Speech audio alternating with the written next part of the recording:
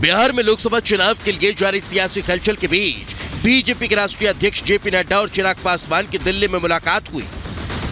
माना जा रहा है दोनों नेताओं की मीटिंग में लोकसभा चुनाव की सीट शेयरिंग को लेकर चर्चा हुई है।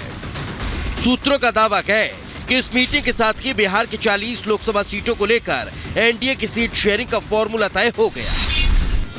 चिराग एनडीए के साथ ही लोकसभा चुनाव लड़ेंगे। दरअसल बिहार में एनडीए का कुनबा काफी बड़ा हो गया है। बीजेपी जेडीयू के साथ ही उपेंद्र कुशवाहा और जीतन राम मांझी की पार्टी भी शामिल है। इसके अलावा एलजेपी के चिराग और पशुपति पारस के दोनों गुट शामिल हैं। 40 लोकसभा में से सभी दल अपने अपने लिए ज्यादा से ज्यादा सीटें चाहते हैं, जिसकी वजह से गठबंधन के ऐलान में देरी हो रही थी। लेकिन अब सूत्रों का दावा है कि गठबंधन में आ रही सभी बाधाओं को दूर कर लिया गया है। माना जा रहा है कि चिराग और पारस दोनों को बीजेपी ने मना लिया है। सूत्रों का दावा है बीजेपी 20 से 22 सीटों पर लोकसभा चुनाव लड़ सकती है। जेडीयू 12 से 14 सीटों पर चुनाव लड़ सकती है। चिराग और पारस दोनों को 3-3 सीटें दी जा सकती है। कुशवाहा मांझी को भी 1-1 सीट दी जा सकती है। कुछ लोगों को एनडीए में सीट बंटवारे की बड़ी चिंता हो रही है। महाठगबंधन के कुनबे की तरफ देखें तो इतनी नूरा कुश्ती है कि सीटों का बंटवारा ठीक ढंग से हो ही नहीं पाएगा। अगर बात करें एनडीए के कुनबे की तो सभी पार्टियां इंटैक्ट है और सही समय पर न सिर्फ सीटों का बंटवारा होगा बल्कि प्रत्याशी भी अनाउंस हो जाएंगे और इसका नतीजा चुनाव में देखने को मिलेगा जब जनता 40 में से 40 सीटें एनडीए के कुनबे को जिता देगी। गठबंधन के दलों को दी जाने वाली लोकसभा सीटों की संख्या में थोड़ा बहुत फेरबदल भी संभव है, जिससे ज्यादा से ज्यादा सीटों पर एनडीए को मजबूत प्रत्याशी मिल सके। दरअसल एनडीए में ज्यादा पेंच चाचा भतीजे को लेकर ही है। आपको बता दें कि रामविलास पासवान की एलजेपी में 2 फाड़ हो गया है। चिराग और पारस दोनों अपनी एलजेपी को असली बता रहे हैं। दोनों गुट पिछली बार जीती 6 सीटों पर दावा ठोक रहे हैं। चिराग चाचा पारस की सीट हाजीपुर से लड़ना चाहते हैं, लेकिन बीजेपी ने एलजेपी के दोनों गुटों को साथ लिया है। दोनों गुटों के खाते में 2-2 या 3-3 लोकसभा सीटें आ सकती हैं। एनडीए में सीट शेयरिंग कोई समस्या नहीं है।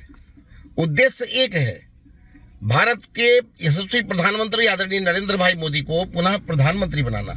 इसलिए भारतीय जनता पार्टी के साथ साथ सारे घटक दल एक उद्देश्य को लेकर के चल रहे हैं और सीट शेयरिंग कोई समस्या ही नहीं है।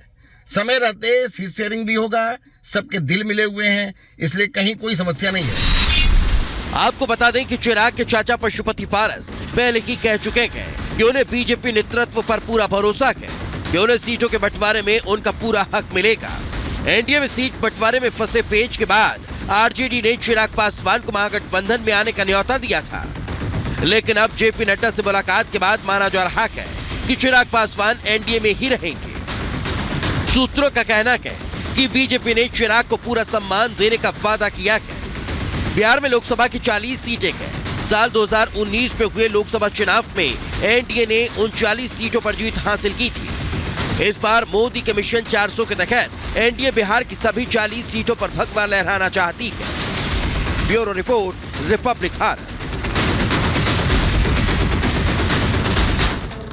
आपको बता दें लोकसभा चुनाव की तारीखों का ऐलान कभी भी हो सकता है और इसी कड़ी में बीजेपी लगातार उम्मीदवारों के नामों पर मंथन कर रही है। मध्य प्रदेश में 5 उम्मीदवारों के नाम पर मंथन किया गया। वो 5 सीटें जिनमें से एक छिंदवाड़ा की बताई जा रही है, जहां पर कांग्रेस के इकलौते सांसद नकुल नाथ हैं और छिंदवाड़ा में माना जाता है कि कांग्रेस का मजबूत किला है कमलनाथ। और आपको बता दें छिंदवाड़ा सीट को जीतने को लेकर ही रणनीति बनी है। यह बताया जा रहा है कि 5 सीटों पर उम्मीदवारों पर मंथन हुआ है। मध्य प्रदेश में बीजेपी उम्मीदवारों पर मंथन लगातार कर रही है और छिंदवाड़ा सीट को किस तरीके से जीता जाए उसकी रणनीति बनाई जा रही है। मजबूत उम्मीदवार के नाम पर चर्चा, इंदौर उज्जैन के उम्मीदवार पर भी चर्चा की गई। और सीधे रुक करते ग्राउंड जीरो पे वैसा जुड़ के सहयोगी सत्यविजय देखिए 5 सीटें ऐसी जिसको लेकर लगातार मंथन का दौर जारी है। अगर बात की जाए छिंदवाड़ा की या बाकी अन्य इलाकों की तो यहां पर कुछ इलाके ऐसे भी हैं जहां पे कांग्रेस का प्रभुत्व रहा है, वहां पे कांग्रेस की सीटें निकलती रही इस बार। लेकिन जो मंथन किया जा रहा है, क्या माना जाए कि चुनौतियां कौन सी पेश आ रही है और कौन कौन से नाम ऐसे जो चर्चा में चल रहे हैं? जी हाँ, बिल्कुल। देखिए, पीएम मोदी ने जिस तरह से नारा दिया है कि इस बार 400 पार, और इसी कड़ी में मध्य प्रदेश में पहले ही जो लिस्ट आई, जो पहली बीजेपी की उम्मीदवारों की लिस्ट आई, उसमें मध्य प्रदेश के 24 प्रत्याशी थे।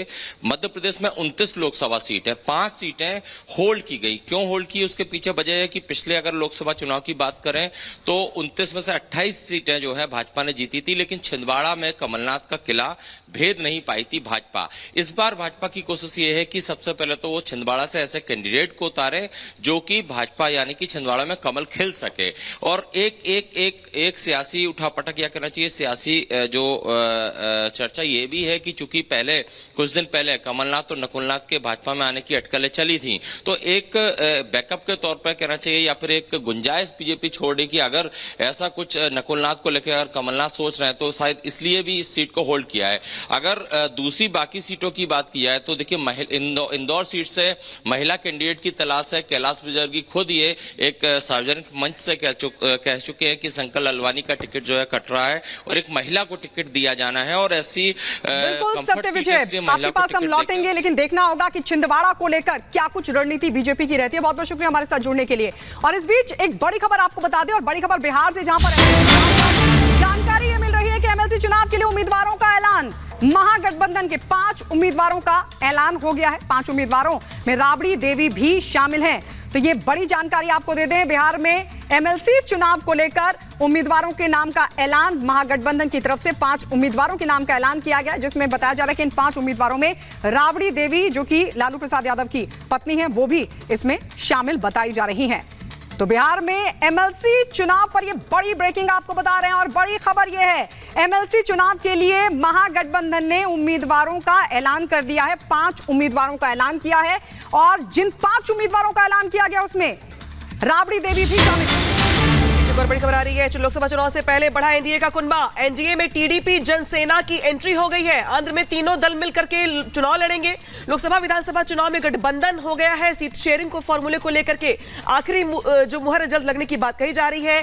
कल देर रात जो जेपी नड्डा उनके आवास पर मीटिंग हुई थी, और इस मीटिंग में दरअसल माना यह जा रहा था कि चंद्रबाबू नायडू से लेकर के जिस तरीके से अगर जनसेना की बात की जाए तो अलग अलग मुद्दों को लेकर के मंथन किया गया है, बातचीत की गई है। आंध्र प्रदेश में मिलकर चुनाव लड़ने को लेकर के यहाँ पे बात सामने निकल के आ रही है। सीट शेयरिंग का जो फॉर्मूला है, इसको लेकर के अंतिम मुहर जल्द लग जाएगी। यानी कि चुनाव से पहले एनडीए का कुनबा यहां पे बढ़ता हुआ दिखाई दे रहा है। जिस तरीके से पीएम मोदी की ओर से एनडीए 400 पार का नारा दिया गया है, उस नारे को कैसे हकीकत में तब्दील किया जाए, इसको लेकर के राज्य दर राज्य हम देख रहे हैं कि किस तरीके से यहां पे फॉर्मूला सेट किया जा रहा है। और शायद यही वजह है कि यहां पे जिस तरीके से जेपी नड्डा के आवास पे कल मीटिंग हुई है, उस मीटिंग के बड़े मायने हैं। मायने इस लिहाज से भी है क्योंकि देखिए, अगर आंध्र प्रदेश की बात की जाए तो यहां पर एनडीए का जो कुनबा है वो बढ़ गया है, कि साथ मिलकर चलने की बात कही जा रही है। और चंद्रबाबू नायडू अगर साथ है तो देखिए जिस तरीके से यहां पे आंकड़े 400 पार पहुंचेंगे, इसको लेकर गुंजाइश जताई जा रही है।